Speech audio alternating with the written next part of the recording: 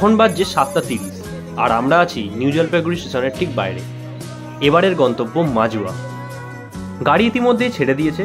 NJP station থেকে মাজুয়া প্রায় 87 কিলোমিটারের পথ। আমাদের আজকে সারথি মিংমা শেরপা দক্ষতার সাথে আর দ্রুততার সাথে ছুটছে আমাদের নিয়ে।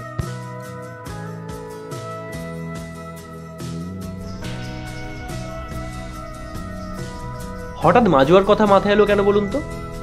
আমাদের দরকার ছিল পাহাড়, জঙ্গল আর নদীর সান্নিধ্যে অবসর যাপন। আর মাজুয়ার অরণ্যবাসে থাকলে হাতের নাগালে তিনটেই পাওয়া যায়।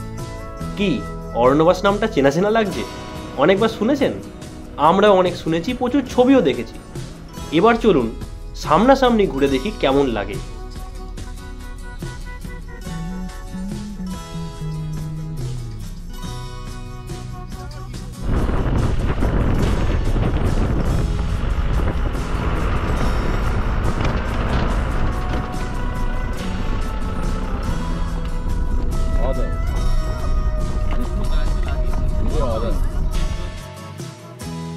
ঘড়ির কাঁটায় এখন 11:30 আর আমরা এসে গেছি অরণ্যবাস। এটাকে ঠিক হোমস্টে বলা যায় না, অনেকটা রিসর্ট গোছের। এই হলো মেন বিল্ডিং। ঢুকেই সামনে রিসেপশন, তার পাশেই ডাইনিং স্পেস। আর দোতলায় আমাদের থাকার বন্দোবস্ত। আপাতত সেদিকেই যাচ্ছি। এই হলো ফার্স্ট রুম। 4 জন এখানে অনায়াসই থাকতে পারবে। এটা আমাদের সেকেন্ড রুম, একটু ছোট, 2 জন থাকতে পারবে। আর এটা থার্ড রুম, 4 জন থাকতে পারবে। সবকটা রুমই বেশ পরিষ্কার পরিচ্ছন্ন আর প্রতিটা রুমের সাথেই আছে অ্যাটাচড ওয়াশরুম। দোতলার ব্যালকনি থেকে গোটা অরণ্যবাসটাকেই দেখা যায়। প্রচুর গাছপালা চারিদিকে ছড়িয়ে ছিটিয়ে আছে। এ যেন সবুজের নিজস্ব সাম্রাজ্য। আমরা এখন একটু কথা বলে নেবো এই অরণ্যবাস হোমস্টের ওনার সপ্তর্ষিজির সাথে। এটা Saptarshiji. Hello everyone, good morning. তো আপনার হোমস্টের ব্যাপারে একটু কিছু বলুন। আমার হোমস্টেটা হচ্ছে মানেভঞ্জন থেকে 5 কিলোমিটার নিচে আসতে হবে। এটার নাম হচ্ছে মাজুয়া, সেজুয়াখালী মাজুয়া।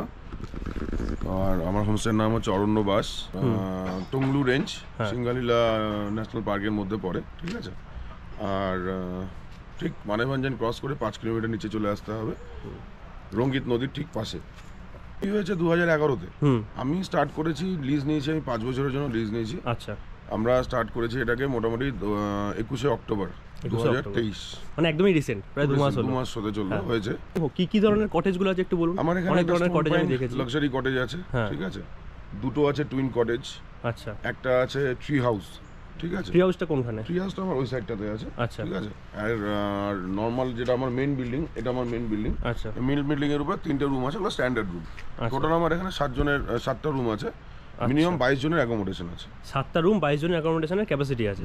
আচ্ছা, আর মোটামুটি কি ট্যারিফ আছে ডিফারেন্ট টাইপের? যেরকম স্টোন পাইন যেটা আছে লাক্সারি কটেজ, স্টোন হচ্ছে ওটা হ্যাঁ, ওটা 2000 টাকা পার পারসন। 3 জন থাকতে পারে একটা রুমে, 4 জনও থাকতে পারে, ঠিক আছে। এটা আছে হচ্ছে টুইন কটেজ, এটা আছে 1800 টাকা টুইন কটেজ। আচ্ছা, আর আমাদের ট্রি হাউস যেটা আছে, ট্রি হাউসেরও কস্টিং আছে 2000 টাকা পার পারসন, ঠিক আছে। ওটাতেও 3 জন থাকতে পারে। আর উপরে যে 3টে রুম আছে স্ট্যান্ডার্ড রুম, এগুলো 1600 টাকা করে পার পারসন। 1600 টাকা উইথ ফুড, ফুডিং লজিং মিলিয়ে 1600 টাকা। আচ্ছা, আমি আশা করব আমার এই ভিডিও থ্রু গেস্টরা আসবে, গেস্টদের কাছে ভিডিওটা পৌঁছাবে। আমার নাম্বারের ডিটেলস দাদা তোমাদেরকে দিয়ে দেবে। আসুন একবার এসে দেখুন, আশা করি খুব ভালো লাগবে। দাদারা এসছেন, দাদারাও খুব ভালো লেগেছে দাদাদের, ওরা দাদারাও এনজয় করছে। একবার এসে দেখুন Aranyabas homestay, a heaven on earth. একদম, থ্যাংক ইউ।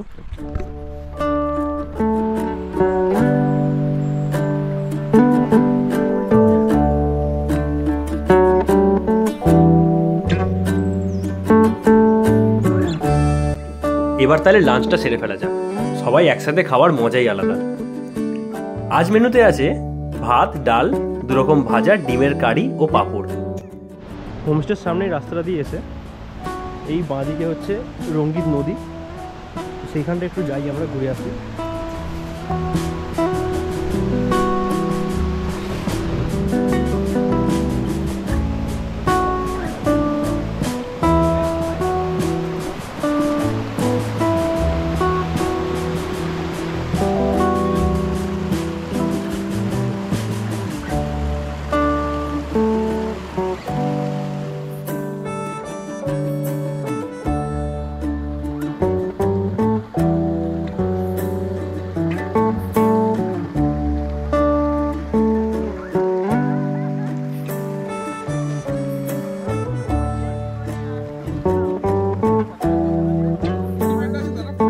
বিকেল বাকি থাকতে থাকতেই আমরা ফিরে এলাম।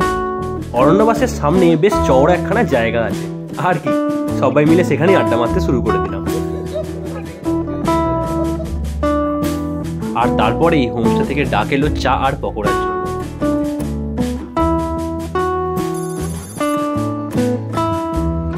সন্ধে নেমে এসেছে আর গোটা অরণ্যবাস যেন সেজে উঠেছে আলোয়।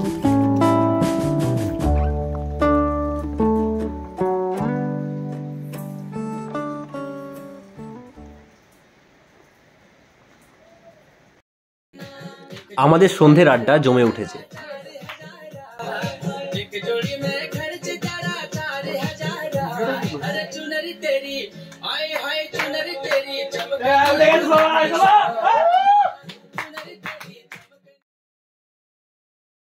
আজ ডিনারে রুটি, মিক্স ভেজ আর চিকেন কষা।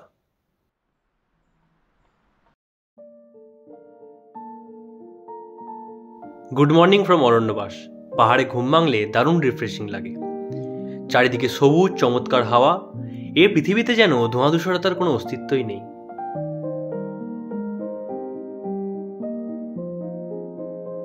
আজ ব্রেকফাস্টে লুচি তরকারি আর ডিম সেদ্ধ। সকালে চায়ের পাট আগেই মিটে গেছে।